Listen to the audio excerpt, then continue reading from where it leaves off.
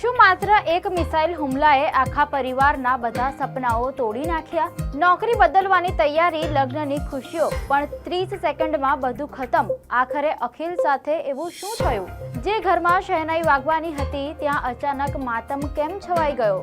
આખરે Russia Ukraine યુદ્ધે વધુ 4 ભારતીયોના જીવ કેવી રીતે લઈ લીધા? ચાલો જાણીએ કેવી રીતે એક મિસાઇલ હુમલાએ એક પરિવારના બધા જ સપના તોડી નાખ્યા. નમસ્કાર, ધ લોકસત્તા શોમાં આપનું સ્વાગત છે. એકનો એક દીકરો, સગાઈ થઈ ગઈ, નવી નોકરી પણ મળવાની હતી, છતાં ઘેર પરત આવ્યો માત્ર પાર્થિવ દેહ. આખરે અખિલ સાથે શું થયું? ચાલો જાણીએ. 19 જુલાઈ 2026 યુક્રેનના ઓડેસા બંદર નજીક સમુદ્રમાં એક માલવાહક જહાજ પોતાની સફર પર આગળ વધી રહ્યું હતું. બહારથી બધું સામાન્ય લાગતું હતું.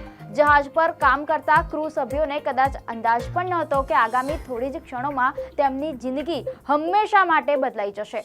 આ જહાજનું નામ હતું MV ગોલ્ડન લિયો. તેમાં કુલ 17 લોકો સવાર હતા, જેમાં 5 ભારતીય નાગરિકો પણ સામેલ હતા.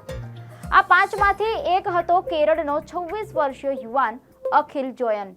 અખિલ માટે આ માત્ર એક વધુ ડ્યુટી ન હતી, આ તેમની હાલની કંપની સાથેનો લગભગ છેલ્લો પ્રવાસ હતો. મહિનાના અંતે તેઓ નોકરી બદલવાના હતા.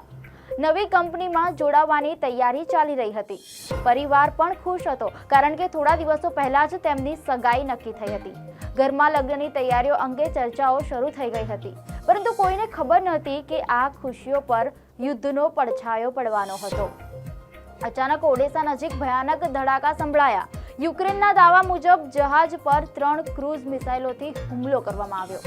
થોડા જ સેકન્ડોમાં આગની જ્વાળાઓ અને ધુમાડાએ સમગ્ર જહાજને ઘેરી લીધું.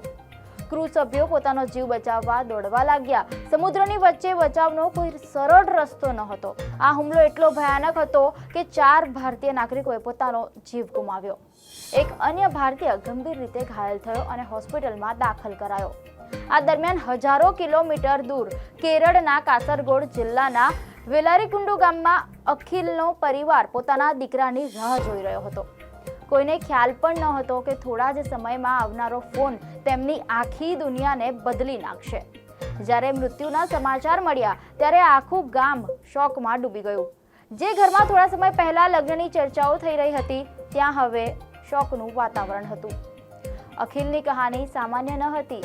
માત્ર 19 વર્ષની ઉંમરે તેમણે મર્ચન્ટ નેવીમાં જોડાવાનો નિર્ણય લીધો હતો.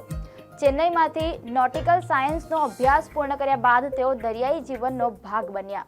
નાની ઉંમરે જ તેમણે પોતાના પરિવારની જવાબદારી ઉપાડી લીધી હતી. તેઓ પોતાના માતા પિતાના એકના એક દીકરા હતા. તેમના પિતા પોસ્ટ ઓફિસમાં નોકરી કરે છે. પરિવારના સપનાઓનો આધાર અખિલ જ હતા. દર્શક મિત્રો, પરિવાર જણાવે છે કે અખિલ માત્ર સારા નાવિક જ ન હતા, પરંતુ રમતગમતમાં પણ ખૂબ આગળ હતા. શાળાના દિવસોથી જ તેઓ ટગ ઓફ વોરમાં નિપુણ હતા અને 30 સેકન્ડમાં સૌથી વધુ દોરડું ખેંચવાની વર્લ્ડ રેકોર્ડ પણ તેમના નામે નોંધાયો હતો. તેમની મહેનત અને પ્રતિભા પર સમગ્ર ગામને ગર્વ હતો. ગયા મહિને જ્યારે અખિલ ઘરે આવ્યા હતા, ત્યારે પરિવારજનો સાથે મળીને તેમના લગ્ન નક્કી કરવામાં આવ્યા હતા. ભવિષ્યના અનેક સપના ગોઠવાઈ રહ્યા હતા. નવી નોકરી, નવા જીવનસાથી અને નવા જીવનની શરૂઆત, બધું જ તૈયાર હતું. પણ યુદ્ધે આ બધા સપનાઓને એક જ ક્ષણમાં તોડી નાખ્યા. યુક્રેને દાવો કર્યો છે કે આ હુમલો રશિયા તરફથી કરવામાં આવ્યો હતો. જોકે રશિયાએ આ અંગે અલગ દ્રષ્ટિકોણ રજૂ કર્યો છે.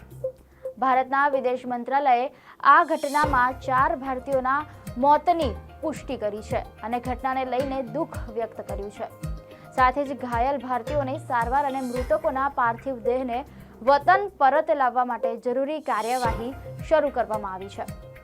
કેરળ સરકાર પણ સક્રિય બની છે. મુખ્યમંત્રી કાર્યાલયે નોર્કાને વિદેશ મંત્રાલય અને સંબંધિત અધિકારીઓ સાથે સંપર્કમાં રહી સમગ્ર પ્રક્રિયામાં સહયોગ આપવા માટે સૂચના આપી છે.